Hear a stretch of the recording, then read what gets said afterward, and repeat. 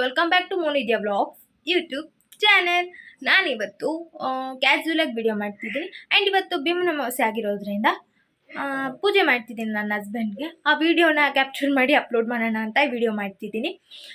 And ಇವತ್ತು friendship day. Happy friendship day to all my friends ಅಂತ ಹೇಳೋದಕ್ಕೆ ಇಷ್ಟಪಡ್ತೀನಿ. ಆ್ಯಂಡ್ ಯಾರೆಲ್ಲ ಹೊಸ್ದಾಗಿ ನನ್ನ ವಿಡಿಯೋ ನೋಡ್ತಿದ್ದೀರಲ್ಲ, ಪ್ಲೀಸ್ ನನ್ನ ಚಾನಲ್ನ ಸಬ್ಸ್ಕ್ರೈಬ್ ಮಾಡ್ಕೊಳ್ಳಿ. ನಿಮ್ಗೇನಾದರೂ ವಿಡಿಯೋ ಇಷ್ಟ ಆದರೆ ಲೈಕ್ ಮಾಡಿ ಅಂತ ಹೇಳ್ತಾ ಬನ್ನಿ ವಿಡಿಯೋ ಸ್ಟಾರ್ಟ್ ಮಾಡೋಣ. ಫ್ರೆಂಡ್ಸ್, ಇದು ಮಾರ್ನಿಂಗ್ 6:30 ಇಂದ ನಾನು ಬ್ಲಾಗ್ ಸ್ಟಾರ್ಟ್ ಮಾಡ್ತಿದ್ದೀನಿ. ಮಾರ್ನಿಂಗ್ 6:30 ಅಷ್ಟರಲ್ಲಿ ನನ್ನ ಸ್ನಾನ ಮಾಡಿಕೊಂಡು ಮನೆ ಕೆಲಸ ಮಾಡಿ ಮನೆ ಸಾರಿಸಿ ಪೂಜೆ ಮುಗಿಸಿದ್ದೀನಿ. ಆ್ಯಂಡ್ ನನ್ನ ಹಸ್ಬೆಂಡ್ ಕೂಡ ಊರಿಂದ ಬಂದಿದ್ದರು ಅಂದರೆ ನಾನು ಬಾಣಂತನಕ್ಕೆ ಅಂತ ಅಮ್ಮ ಮನೇಲಿದ್ದೀನಿ. ಇದು ನನ್ನ 4ನೇ ವರ್ಷದ ಭೀಮನ ಅಮಾವಾಸ್ಯೆ ವ್ರತ ಆಗಿರುತ್ತೆ. ನನ್ನ ಹಸ್ಬೆಂಡ್ ಕೂಡ ಫ್ರೆಶ್ ಅಪ್ ಆಗಿ ಸ್ನಾನ ಮಾಡ್ಕೊಂಡು ಬಂದರು. ಅವ್ರ ಪಾದ ತೊಳೆದು ಅಷ್ಟಕ್ಕೂ ಇಕ್ಕಿ ಪೂಜೆ ಸ್ಟಾರ್ಟ್ ಮಾಡ್ತಿದ್ದೀನಿ. ಫ್ರೆಂಡ್ಸ್, ಈ ಭೀಮನ ಅಮಾವಾಸ್ಯೆ ವ್ರತ ಯಾಕೆ ಮಾಡ್ತಾರೆ ಅಂದರೆ ಗಂಡನ ಆಯಸ್ಸು ಆರೋಗ್ಯ ಎಲ್ಲ ಚೆನ್ನಾಗಿರಲಿ ಅಂತ ಅಂದ್ಬಿಟ್ಟು ಈ ವ್ರತ ಮಾಡ್ತಾರೆ.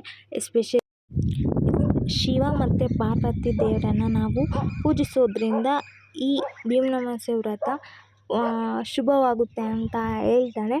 ಎಲ್ಲರೂ ಕೂಡ ಭೀಮನ ಅಮಾವಾಸ್ಯೆನ ಆಚರಿಸ್ತಿರೋರು ಶಿವ ಮತ್ತು ಪಾರ್ವತಿ ದೇವಸ್ಥಾನಕ್ಕೆ ಹೋಗಿ ಬನ್ನಿ ಅಂತ ಹೇಳ್ತಿದ್ದೀನಿ. ನಾನು ಪೂಜೆ ಮುಗಿಸ್ತಿದ್ದೀನಿ ಫ್ರೆಂಡ್ಸ್.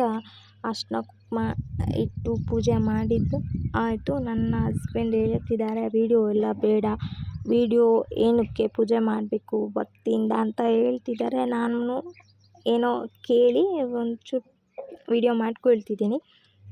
ಅವ್ರಿಗೆ ಈ ವಿಡಿಯೋ ಎಲ್ಲ ಇಷ್ಟ ಆಗಲ್ಲ, ಫೇಸು ತೋರಿಸಲ್ಲ ಅವರು. ಕೊನೆಯದಾಗಿ ನನ್ನ ಕೈಗೆ ನನ್ನ ಹಸ್ಬೆಂಡ್ ಕಂಕಣ ಕಟ್ಟು, ನಾನು ಕೂಡ ಅವ್ರ ಕೈಗೆ ಕಂಕಣ ಕಟ್ಟಿ ಅಕ್ಷತೆ ಕಾಳನ್ನ ಕಲಸಿಟ್ಕೊಂಡಿದ್ದೀನಿ. ಅಕ್ಷತೆ ಕಾಳನ್ನ ಹಾಕ್ಕೊಂಡು ಅಕ್ಷತೆ ಕಾಳು ಹಾಕಿ ಆಶೀರ್ವಾದ ಮಾಡಿದ್ರು. ಕೊನೆಯದಾಗಿ ನಾನು ಈ ಪೂಜೆಗೋಸ್ಕರ ಸ್ವೀಟ್ ಜಾಮೂನ್ ಮಾಡಿದ್ದೆ. ಇದನ್ನು ನನ್ನ ಹಸ್ಬೆಂಡ್ಗೆ ತಿನ್ನಿಸಿ ಇಲ್ಲಿಗೆ ವಿಡಿಯೋ ಮುಗಿಸ್ತಾ ಇದ್ದೀನಿ. ಪ್ಲೀಸ್ ನನ್ನ ವಿಡಿಯೋ ಇಷ್ಟ ಆದರೆ ಸಬ್ಸ್ಕ್ರೈಬ್ ಮಾಡಿ ಫ್ರೆಂಡ್ಸ್. ಬಾಯ್.